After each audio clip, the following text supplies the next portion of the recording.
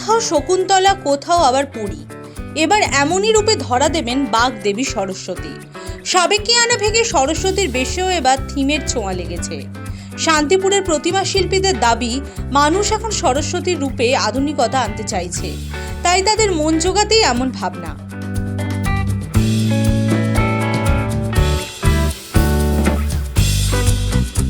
শান্তিপুরে চৌগাছাপাড়ার প্রতিমা শিল্পী নমিতা পাল ও দীপবন্ধু পাল বহু বছর ধরে এই দম্পতি প্রতিমা গড়ে আসছেন।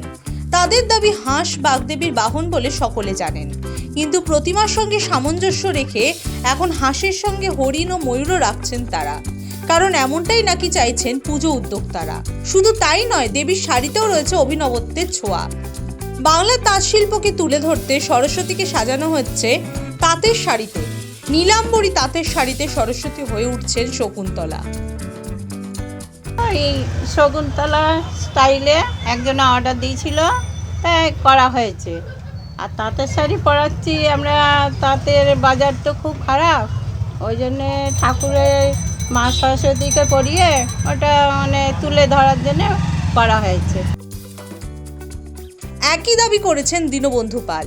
তিনি জানিয়েছেন, 10 থেকে 15 ইঞ্চির ছোট ছোট প্রতিমার চাহিদা রয়েছে বেশি, তবে উদ্যোক্তারা চাইছেন প্রতিমায় থাকুক আধুনিকতা।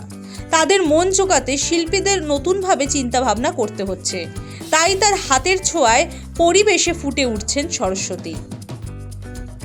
আমি যেটা হাতে নিয়ে বসে আছি, এটা পরি টাইপের, পরি ধরুন, এটা পরি। হ্যাঁ, পাশে ময়ূর, একটা বাউন হাঁস আছে। হ্যাঁ, একটা বাউন। হ্যাঁ, কেন এরকম ভাবনা? এই কোনো চিন্তা ভাবনা একটু নতুন ধরনের না করলে তো পাবলিক খাবে না। হ্যাঁ, ওই জন্য নতুন নতুন একটু চিন্তাধারা করতে হয় আমাদের। হ্যাঁ, এবছর সরস্বতী ঠাকুর কি কি তৈরি করেছেন? সরস্বতী ঠাকুরের কি কি বাউন? এবার হরিণ করেছি, ময়ূর করেছি। এবছর প্রায় 100টি প্রতিমা গড়েছেন পাল দম্পতি।